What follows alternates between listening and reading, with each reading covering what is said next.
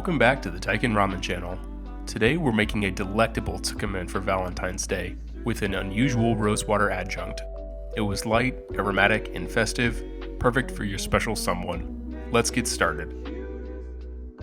The dipping broth for the dish is sake based, which contributes a delicate umami base. Boil 2 cups of sake for a few minutes to evaporate out the alcohol, then drop in 1 chopped apple. Let the apple soften and contribute its sweet notes for about 10 minutes, and then remove the fruit. After this, add 1 cup of shoyu for richness, 1/2 cup mirin for saccharine notes, and then 1 teaspoon of rosewater for aroma. Kill the heat and then add about 2 teaspoons of salt to sharpen things up. Then your soup base is complete.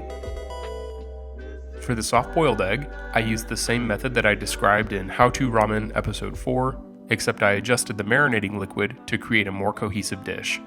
I based my marinade with 1/2 cup of shoyu, 1.5 cups water, and then a heaping tablespoon of rose water. After that, I added 3 or 4 drops of red gel food coloring to turn my eggs pink for the occasion, and then marinated for 24 hours. Eggs complete.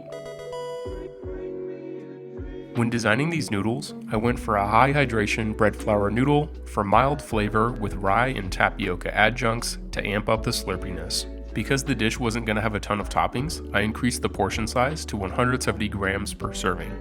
I used type 1 Kansui, if you know, link is in the description, and I wanted to shout out Gonya for adding this feature I had been asking for.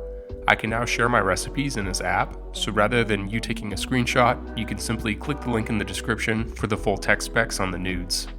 Although I don't want to bore everyone by repeating the process I described in my latest noodle tutorial, I certainly don't want to deprive you of these oddly satisfying shots of these noodles coming together. Noodles complete.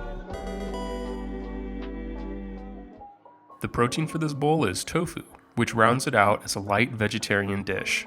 And I wanted a little more Valentine's Day flair, so I got these heart-shaped cookie cutters. I sliced the tofu into roughly 1-inch slabs, and then pulled out my little tofu hearts and set them to frying on both sides in sesame oil. Once crispy, I pulled them off the heat and then seasoned liberally with salt, ichimi togarashi, and black sesame seeds. Tofu hearts complete. Assembling this bowl was actually really low stress since I didn't have to race the clock to prevent my noodles from getting soggy in a steaming hot broth. After boiling the noodles for 1 minute, I ran them under cold water and then set to try and arrange them like a heart. This was pretty easy after I figured out that the trick was to just tuck along the edges to achieve the desired shape. Next, I added the super pink rosewater egg and a row of spicy tofu hearts. I served 100 milliliters of warmed broth with a scoop of scallions. This is optional, but I threw a dollop of Ryu chili oil on the heart to keep the noodles slick and spice up the dish, and added a sheet of nori to the bowl for a little bit of aesthetic flair.